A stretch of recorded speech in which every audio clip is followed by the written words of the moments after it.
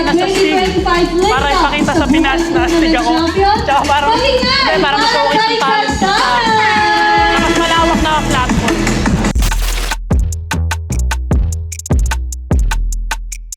Pangarap ko siyempre mas yun yan, mas lumawak, makilala pa, mas ma-appreciate pa ng iba.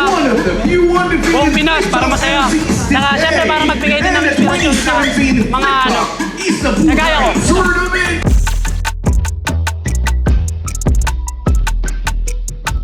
Parang kagaya lang din ang personal ko na buhay. Masayahin kasi ako.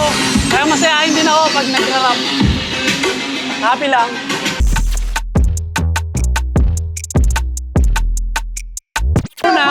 Naiiba yung Pinoy kasi Tagalog.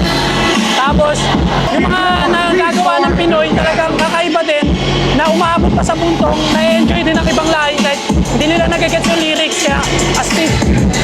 Ang mga nakikinig at nanonood, mga bumibili ba't sumusunod sa amin. Gusto ko lang malaman nyo na amin niyang ikinalulugod at sana magkita pa tayo sa susunod. Paalam!